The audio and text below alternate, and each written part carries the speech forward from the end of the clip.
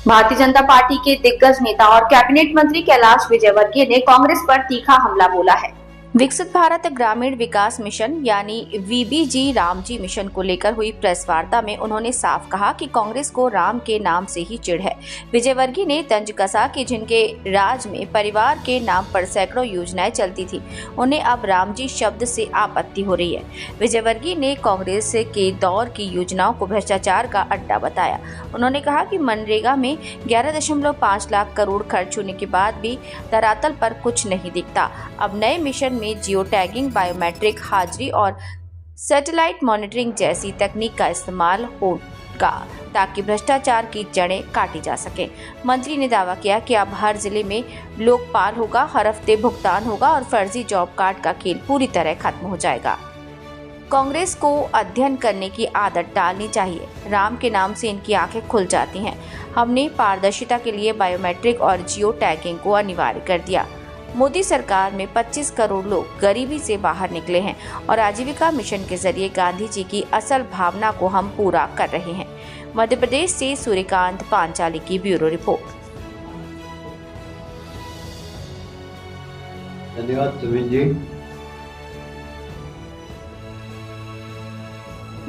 उपस्थित यहाँ पर विधायक हुए आगर के विधायक हमारे पास लखनऊ जी, उमेश जी, प्रदेश के प्रवक्ता अरविंद जी, तो पूरी टीम जो मंच पर बैठी हुई है। आज जी का आदेश आया कि जी राम जी की संपत्ति लेनी अध्यक्ष जी का तो आदेश का पालन करना होता है। मुझे ये समझ नहीं आता कि राम के नाम से आते ही इसकी खोई कर सकता है। जी राम जी शॉर्ट फॉर्म है, विकसित भारत गारंटी रोजगार एवं आजीविका मिशन ग्राम, ये उसका पूरा नाम है। उसका शॉर्ट फॉर्म है जी राम जी। पूरे प्रदेश देश के अंदर आंदोलन चल रहा है इसके खिलाफ। मैं कांग्रेस के लोगों से पूछना चाहता हूँ कि 1980 में श्रीमती इंदिरा गांधी ने राष्ट्रीय ग्रामीण रोजगार कार्यक्रम चलाया।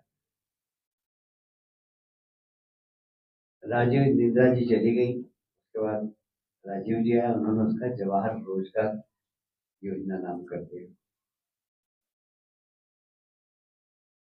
फिर 2006 में सोनिया जी और मनमोहन जी की सरकार थी, उन्होंने उसको नरेगा कर दिया। इसी सरकार ने 2 अक्टूबर को मनरेगा नाम कर दिया। तो जवाहर रोजगार योजना से मनरेगा नाम दिया, तो क्या जवाहरलाल नेहरू का अपमान हो गया? और वैसे भी गांधी परिवार की लगभग 600 योजनाएं इस देश के अंदर चल रही, अलग अलग। राजीव गांधी खेलकूद पुरस्कार, राजीव जी का खेलकूद से कोई संबंध ही नहीं रहा, उनके नाम से खेलकूद की पुरस्कार है। जैसे 600 योजनाएं सिर्फ नेहरू गांधी परिवार की देश के अंदर चल रही। तो अगर जी राम जी नाम हो गया तो ऐसा क्या हो गया कि देश भर में कांग्रेस सड़क पर निकल गई और आंदोलन कर रही?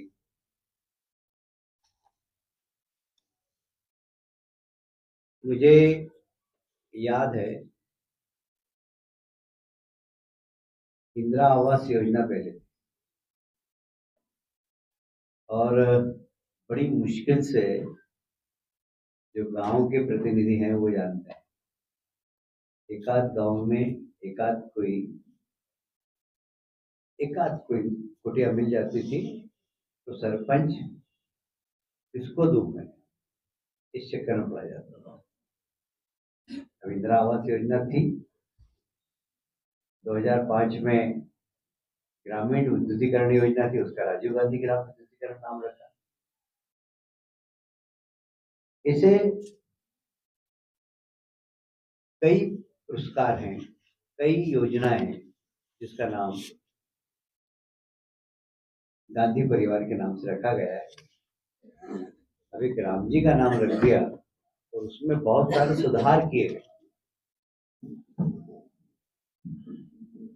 जो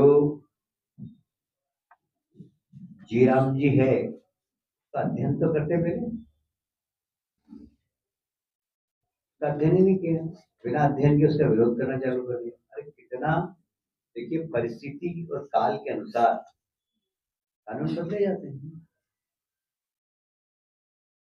मोदी जी की सरकार ने संविधान के बहुत सारे ऐसे कानून समाप्त किए जिसकी आवश्यकता ही नहीं थी।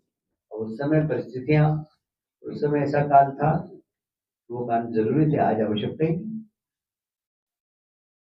ये तो सरकार का अधिकार है कि जब जो आवश्यकता हो। अब जैसे अगर मैं 2011 और 2012 की बात करूं, तो गरीबी हमारे यहाँ लगभग ग्रामीण क्षेत्र में 25.7 थी। अब जबकि गरीबों की संख्या कम होगी, लगभग 25 करोड़ गरीब मिडिल क्लास श्रेणी में आ गए। उनको मकान दे दिया, उनके रोजगार की व्यवस्था कर दी मोदी सरकार ने। अभी ग्रामीण क्षेत्र की गरीबी का प्रतिशत 4.86। तो यही कारण है कि हमारे किसान भाई अब शिकायत करते हैं, मजदूरी नहीं मिलते आपकी किसी योजना के कारण। और इसमें जबरदस्त सुधार किया है।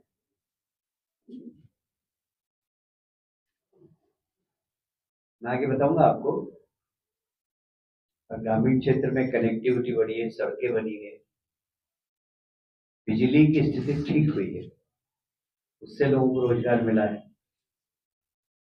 अगर हम देखें तो 2005 की जरूरतें ग्रामीण क्षेत्र में अलग थी, और आज यदि हम देखें 2026 में, तो ग्रामीण क्षेत्र की जरूरत अलग है। उसका ही अध्ययन करने के बाद इस बिल को लाया गया है। मुझे याद आता है, हमारे देश के प्रधानमंत्री जी ने कहा है कि किसानों की आमदनी दुगनी होना चाहिए। तो किसान कहते हैं कि हमारी आमदनी तो दुगनी नहीं हुई, पर हाँ काफी बड़ी है, पर हमारा काफी खर्चा मजदूरी में जाता है, क्योंकि मजदूर अब बाहर से लाना पड़ता है और 3 गुना मजदूरी देना पड़ता है। अब इसमें बहुत अच्छा प्रावधान किया है। एक तो ये कि 125 दिन, पहले 100 दिन का देते थे, अब 125।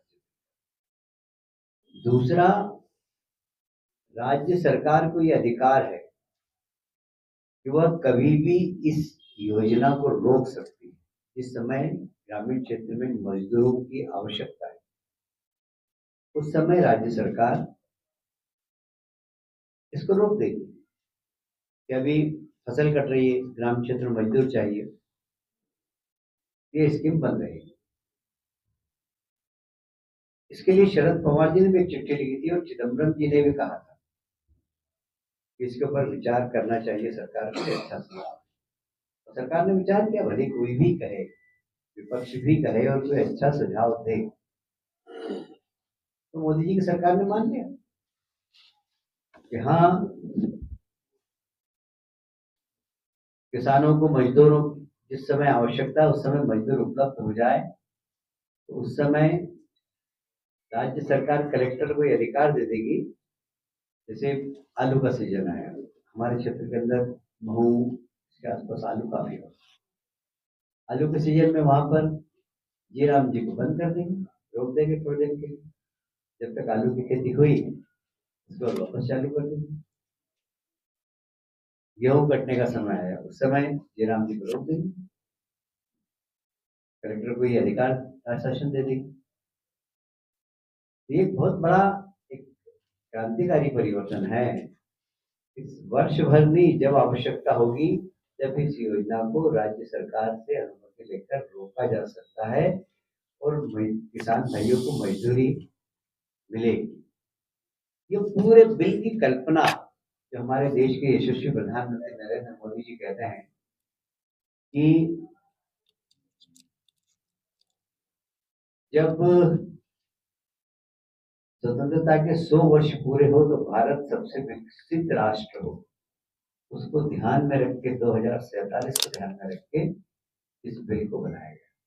तो विकसित भारत बनाने में यह बिल बहुत ही कारगर कदम उठाएगा, ऐसा लगता है, क्योंकि यह बिल के माध्यम से गरीब, जनजाति और पिछड़ा को रोजगार देने के लिए भी यह कानून।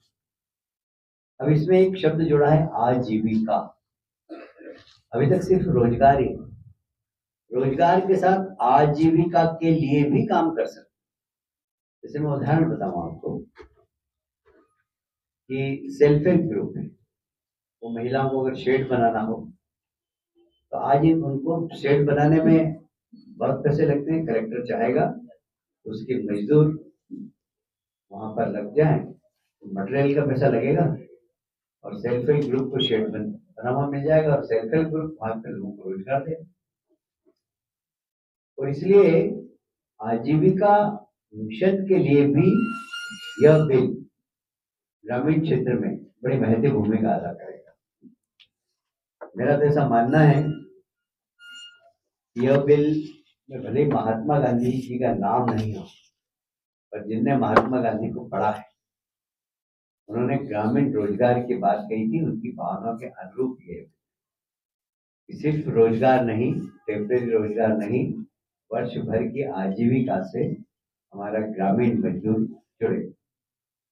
यदि हम देखें पूरे समय में मनरेगा को, तो मनरेगा पर कुल खर्च हुआ ये बिल आने के बाद 11.74 लाख करोड़। फिर इसको रिपीट करता हूं कि मनरेगा पर अभी तक सब सरकारों ने मिलाकर 11.74 लाख करोड़ रुपए खर्चा किया था। उसमें सर्वाधिक खर्चा मोदी सरकार ने किया, 8,53,00,000। यानी कुल खर्चा मनरेगा का 73% मोदी सरकार ने ही किया, जबकि 10 वर्ष यूपीए की सरकार भी वो नहीं कर पाई जितना मोदी सरकार ने। पर इसकी रिव्यू मीटिंग होने के बाद जो इसमें कमियां थी उसको देखा गया। आप सब जानते हैं मैं बंगाल का प्रभारी था।